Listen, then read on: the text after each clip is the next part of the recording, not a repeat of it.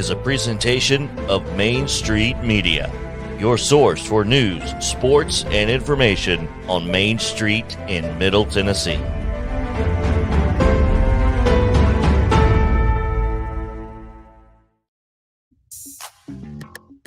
Brackets ready because it is tournament time in Middle Tennessee for high school basketball, and we are going to talk about it right now.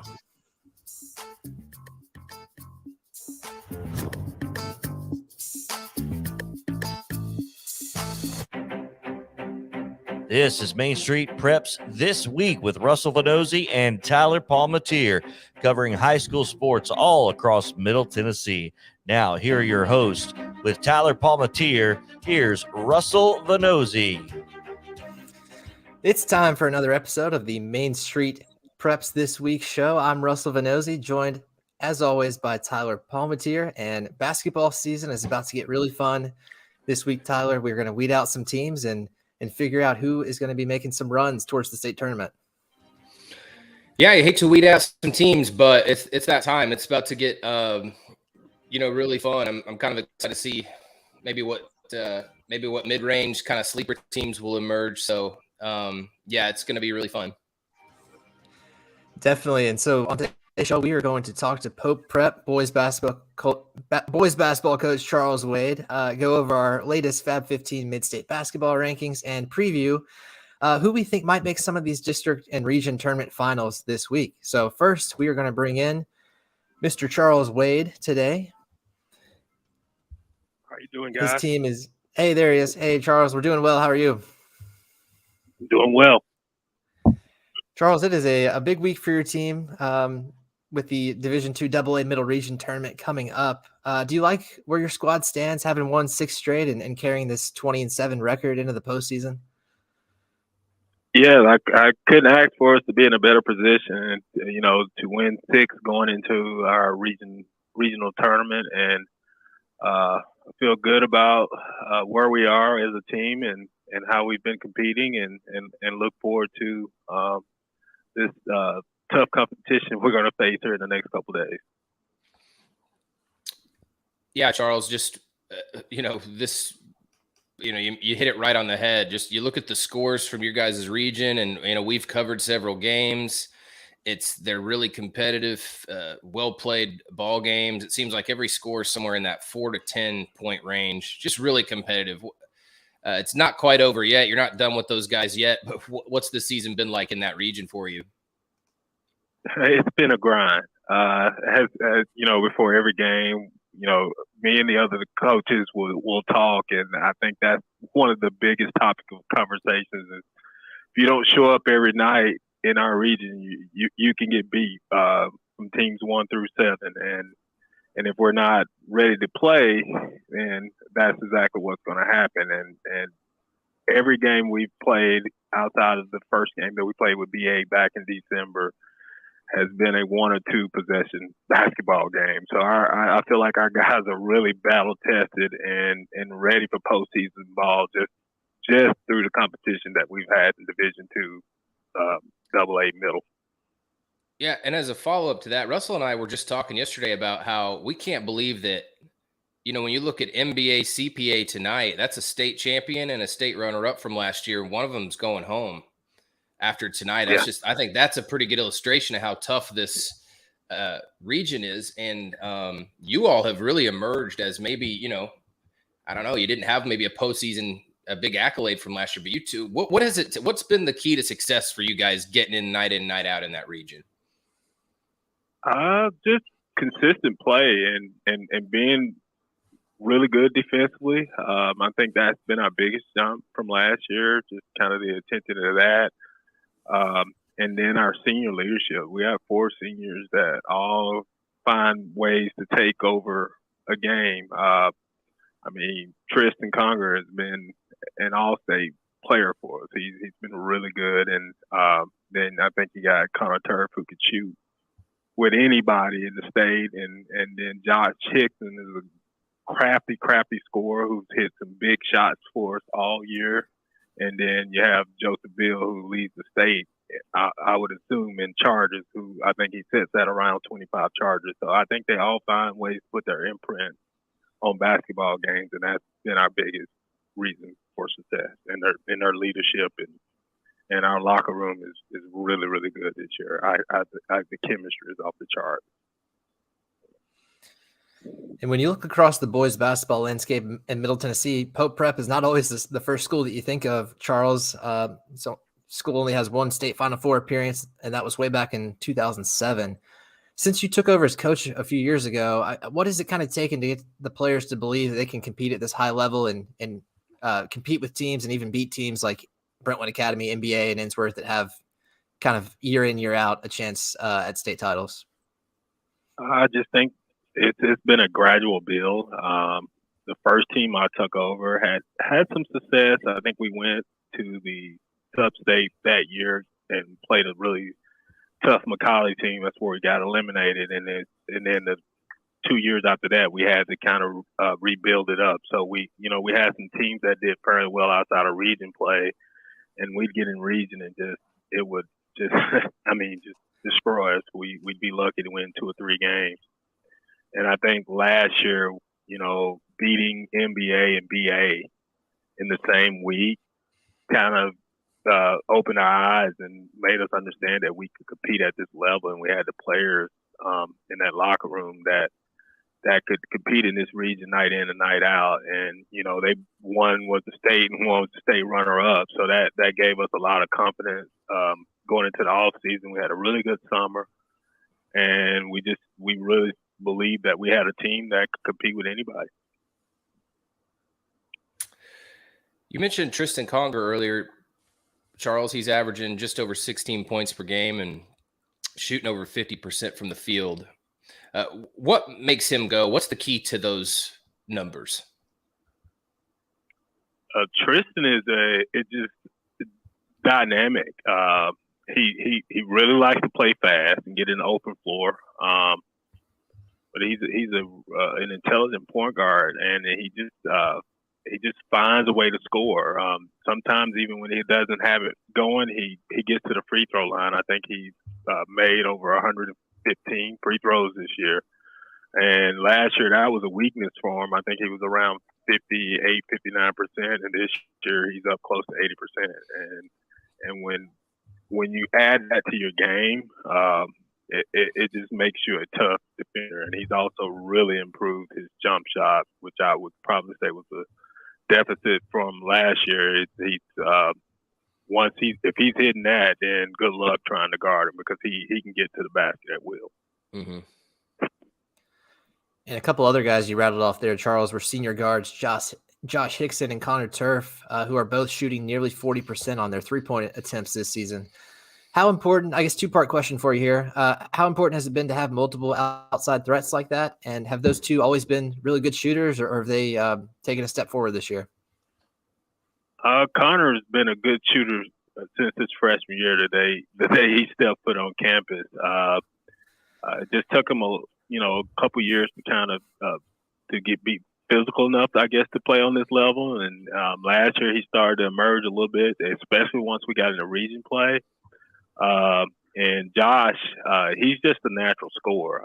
I wouldn't even. He has a quick release. If you look at Josh, you probably wouldn't think that he could score the way he does, but he has what we like to call the old man game. He could put the ball on the floor and score inside, and he's a really crafty player. I know exactly what you mean. Those guys with old man game at the Y, they're the ones that'll crush you. Really, I mean, they walk out on the floor, you're thinking, I'm gonna box this guy out. I'm gonna go right past him, and then I don't know what they do. They get the ball on the floor, they get by you, they use their body, and then they can shoot. So yeah, that describes Josh Hickson to a T. Those are the silent killers in the postseason. That's what we really need to be writing about. I don't even think he could jump over a phone booth, but man, he just finds a way to score. He's tough, and I just don't know where we'd be without those, 4 guys. Absolutely. Charles, let's talk about you just a little bit. You've got the Dean of Admissions tag. What's the workload like between coaching basketball and serving up there in administration. And can you tell us maybe a little bit what that dean role entails? Yeah, I have I joke all the time. I have a lot of titles here. I'm the dean of admissions, also the dean of diversity, equity, and inclusion. The biggest part of my job is just to kind of oversee the admissions department. We have a director of admissions, which was what I was last year. We added a middle school during basketball season, so I had a really busy January and February. But as far as the admissions part, we do most of our enrollment. Our acceptances by December, so it kind of slows down in January and February. So the day-to-day is not as grueling as November or December. As far as the diversity, equity, and inclusion part, I just kind of oversee office of belonging. So I just try to make sure everybody, staff, student-wise, feel like this is a place where everyone can belong and feel accepted and things of that nature. So I just kind of navigate my way through the three, but during basketball season, they show me a little bit of grace, and my efforts tend to be more towards basketball. Sounds like that all works out timing wise there. And, speaking of basketball, one more basketball question for you here, Charles. We're recording this on a Tuesday, and, by the time people listen, the Middle Region tournament will be down to 4 teams. Of course, Pope Prep, Brentwood Academy, and then the winners of the Innsworth Lipscomb Academy and CPA NBA games. I guess kind of just taking a step back and looking at the big picture, what do you just make of the field, and do you think any of those teams are capable of winning it?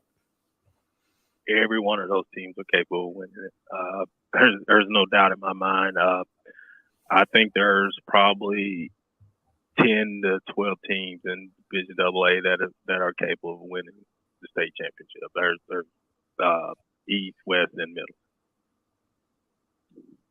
Man, that's interesting. That's going to be it's about to be a furious finish in that classification for sure in that region. We're going to get you out of here, Charles, but I was curious. I saw you're a self-proclaimed Dallas Cowboys fan. How did that start, and what do the Cowboys need to do in the offseason to get better here? It started back in 1979. I actually watched the Steelers Cowboys first Super Bowl, and I've been a Cowboys fan ever since. Being in Mississippi, we really didn't have a team to hook ourselves into, and I think we eventually in that area started adapting the Saints in the early to mid '80s. But by that time, I was a longer Cowboys fan. By then, what they have to do to booster is they definitely have to take care of getting the middle of that offensive line fixed and continue to build the middle of that defense and use their playmakers a little bit better than they used them this year. To have the three receivers that we had and not be as productive as we thought they should have been going down the stretch. Charles, you might fit well in the analyst role, or maybe they need you in the front office over there at the Cowboys. That was a pretty brief. That would be a dream job. Yeah. Hey, well, if you need a reference, let me know. I appreciate you.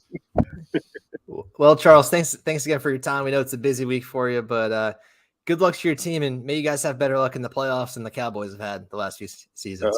I hope so, and I appreciate you guys having me on, and I enjoyed it, and anytime.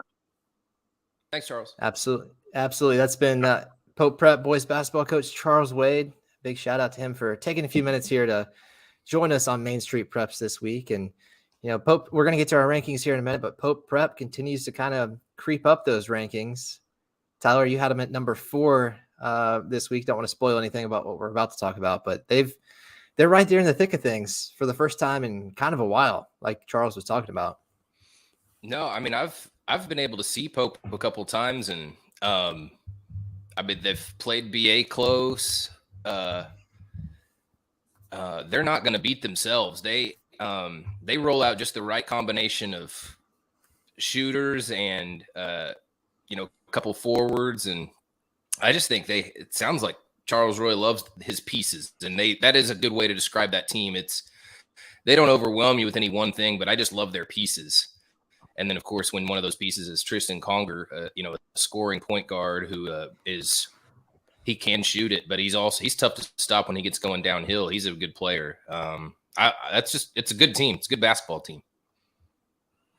That should be definitely a team to keep an eye on this week in that middle region tournament that we were harping on there. But before we talk more about that, let's get to our latest edition of our Fab 15 Mid-State Basketball Power Rankings.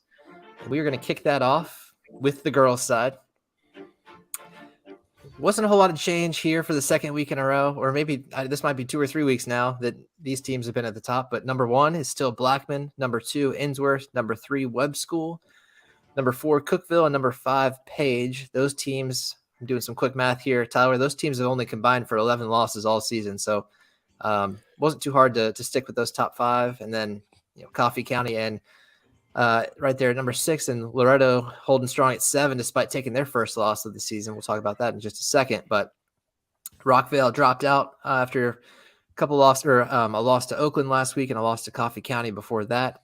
And Hillsboro, Upperman, and York Institute all on the outside looking in, but right there. Maybe next week they'll have a chance at the 14 or 15 spots, depending on how this week shakes out. But yeah, that top 7 still the same. And hopefully once we get to some better games here in the postseason, some of these teams will get weeded out, and maybe, Tyler, some of those top teams will have some better matchups that we can look forward to. Yeah, somebody's about to really make us make some decisions, because it's kind of that time of year where our top 15 teams really get put to the test, if we have the right ones or not. So right, that'll be interesting. And then they're going to start playing each other, and then that'll kind of do the work for us. So, but a couple of teams that did move up a bit this week were Westmoreland and Stewart's Creek. Westmoreland bumped up from number 12 to number 10. They are, of course, led by Anderson University signing Elena Akel, and I feel like that's a name I've been hearing for years. It's just one of those players that, when somebody comes in as a freshman and makes an impact, and then you look up and it's 3 years later and they're still playing, you're like, man, is that person graduated? Well, that's kind of what Elena Akel is for Westmoreland. And man, when you've got somebody like her that has that much experience, it kind of shows in the way they're playing. I'm sure, I know they have other players too, but Westmoreland's outscoring its opponents by nearly 20 points a game, and they haven't lost since December 3rd. So that is not a team you want to see on the other side of the bracket in the next couple of weeks. Stewart's Creek, similar story. They jumped from number 15 to number 11. They went 3-0 last week, and watch out for their senior guard, Zion Shannon. I got to see her play a little bit earlier this year when Stewart's Creek was still trying to figure things out. But she's averaging 17 points a game, and she went for over 30 points on back-to-back nights last week. So with Shannon and the Lady Redhawks, they are hoping for a longer postseason stay. They got knocked out actually by Rockvale last year in the first round of the district tournament, just kind of a heartbreaker there after a great season. So they're back and hoping to not repeat that same mistake last year of maybe overlooking Rockvale a little bit. And then finally, our new entrant to replace Rockvale is Creekwood. They're 23-4, and they get in at number 14. Of course, after upsetting Loretto 49-46, last week. And it's a pretty big statement win there for them. And Brianna Burgess and Laura Nichols are a pretty dangerous scoring combination that might just lead Creekwood back to the state tournament for the second year in a row. And they moved up from 2A to 3A. They were one of those teams that got shifted around when they added the new classification this offseason. So it would definitely be a big development for them to make the state tournament in their first year, playing some tougher competition. Yeah, it was. I think it was Mo and Chris Yao had to remind me yesterday when I went on their show. I thought I was under the impression Loretto was still unbeaten. And that was a game we'd kind of circled last week, Russell, as maybe being interesting. And I'd never followed up on it. Didn't realize Loretto had lost. So not a huge deal. It's a, non-district, kind of a hole in the schedule, if you will. Not a big deal on that one, but good for Creekwood. I think that's a group we've kind of been looking at as being able to get into that poll all year, and picked up a huge win. Yeah, little confidence boost heading into the playoffs. But yeah, go ahead. Let's hear the boys. Yeah, for sure. No, that's the exact kind of confidence boost anybody wants. Right before this time, let's look at the boys rankings here. These are all still on mainstreetpreps.com, Fab 15. It should be right on the homepage. We're going to run through 1 through 5.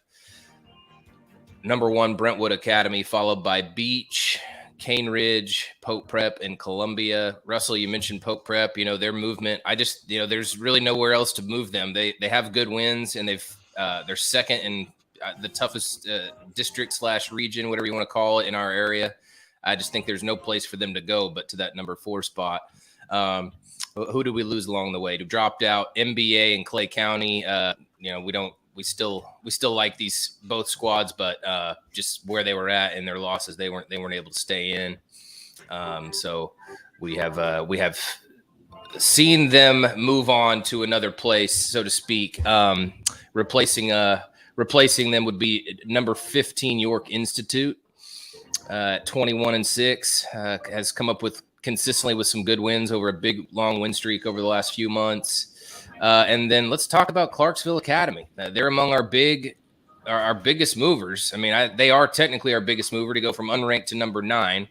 And that just seemed right because Clarksville Academy is just they're already on a big postseason run. And they took down a good Friendship Christian team and then beat Good Pasture in a district championship final. So that's and Good Pasture still has a lot of weapons. So and they were previously up there at I think they were inside our top 10. I mean, that's still a good basketball team to beat despite the absence of Isaiah West.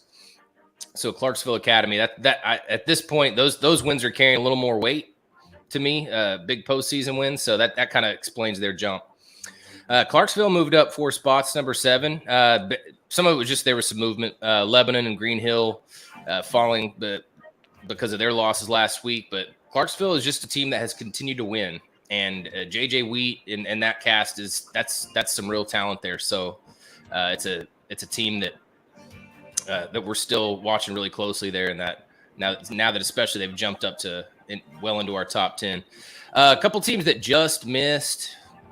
Oakland with 17 wins. That's a group that we like.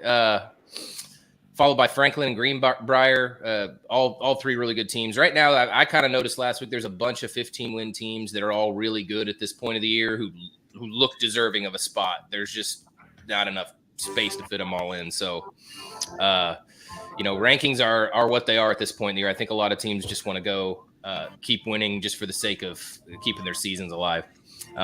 Which kind of brings us to our final segment. All right, the games of the week they've never been more important. So our games of the week now we're in the postseason and they really mean a lot. A couple of these we're going to kind of project. We're just kind of a couple of these games are on tap already. They're scheduled, and some of them are sort of who we think are going to be in these district finals. Just an FYI for you. I hate to harp on D2 AA middle region too much, but I think we're going to see a Pope BA final, and that's going to be a good one. I love the guard matchups.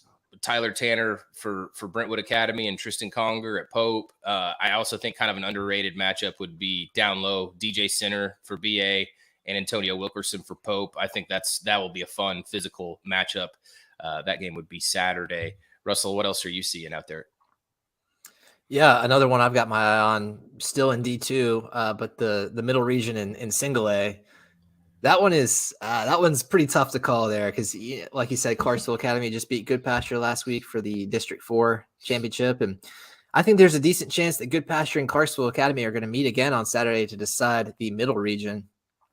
Good Pasture has to get through USN, and of course, Clarksville Academy has got to win a couple tough games too, but it just seems like these are probably the best 2 teams in that region, with USN certainly having an argument as well. But Clarksville Academy has got a Mr. Basketball finalist in Eddie Ricks, and he looks the part of a future Power 5 kind of guy. He's tall, he's got the speed, all the kind of measurables and eye test and whatever you want to call it.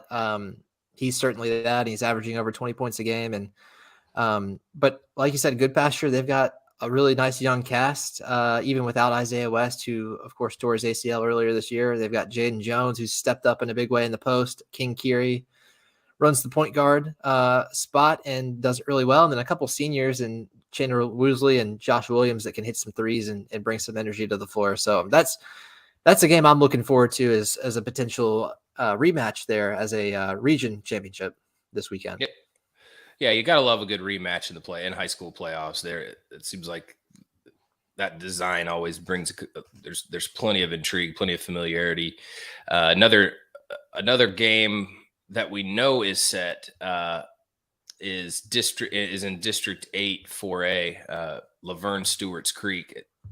When I mentioned earlier, these 15, 16 win teams that are right there playing good basketball, I think these two are exactly that. Damon Fan is a great scorer for Laverne. He had 30 points against Cane Ridge last week as Laverne almost beat our number 3 team, Cane Ridge. I believe that was just a 2-point loss, 56-54 Cane Ridge. So good basketball team. And then Stewart's Creek on that same end has a lot of good athletes and a lot of good defenders. And really, Cane Ridge pulled away by about 15 points against Stewart's Creek last Friday, but the game was a lot closer than that. It kind of got away from Stewart's Creek in that final quarter. So that's a good basketball team. I think that could be a really fun game Friday at Antioch between those two. And kind of looking over at the girls' side, this is sort of a prediction for next week. I believe Blackman will probably meet in Oakland or Rockvale in the finals of that district. It's been super competitive. You mentioned Russell Rockvale and the history. I mean, how big that surprise last year was, that upset. I just think that speaks to how deep that girls basketball and basketball talent in Rutherford County really is. So I just think that's going to be a fun final no matter what. What other big ones are you seeing? Yeah, another potential final here in District 11 4A, the girls' side, of course. Hillsboro and Brentwood are the top 2 seeds there, and I think I like both of them to advance to the final and meet on Saturday for a third time this year. They split the season series, but both games were very close. We're talking 3 or 4 points. Each game is decided by, a basket or 2 here or there. And Hillsboro's been especially good lately, and they actually closed the regular season by beating Brentwood. So I'm sure they feel like they've got the confidence to do it again. And got a couple scorers, and Dariana Salter and Latazia Williamson, who are both around the 11 point per game mark. And Hillsboro might be a team that, now that they had a full off season and a full season, might have a chance again at a state tournament run. So we'll have to see about that. Yeah, it does seem like Hillsboro, Brentwood have played some really good games. I know you were at one of them earlier in the year, at least one of them. So that'll be interesting to see, what happens over there. And I mean, really, there's a lot that we haven't covered in this list, as you know, Russell. We have a time constraint, but I mean, there's going to be a ton of good games just across the board. I mean, it's going to be a lot of fun, and I know a couple of these district tournament brackets. We might still be missing a couple of them, if I'm not mistaken. Yeah, there's still a couple teams that need to be filled in. Yeah. Mm-hmm. By the time you listen to this, hopefully there should be all in by the time people listen. So. Right. But yeah, it's going to be a lot of fun, man. I'm excited to get out there and write about it. Definitely. Yeah. And of course, we will have coverage from all over the region at mainstreetpreps.com all week. And you're going to want to, if you're not already subscribed, this is probably a good time to hop on, because there's just going to be tons of content every day.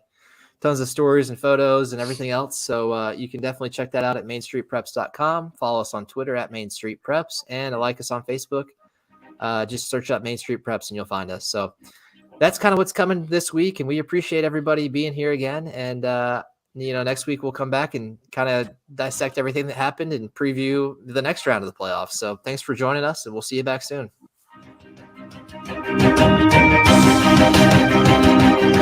This has been Main Street Preps This Week with Russell Vannozzi and Tyler Palmatier. Follow on Twitter at Main Street Preps. Follow Russell at RussellV_MSP and Tyler at TPalmatier83, all on Twitter. And don't forget to check out MainStreetPreps.com for continuing coverage of high school sports all across Middle Tennessee. Main Street Preps This Week is a Main Street Media production.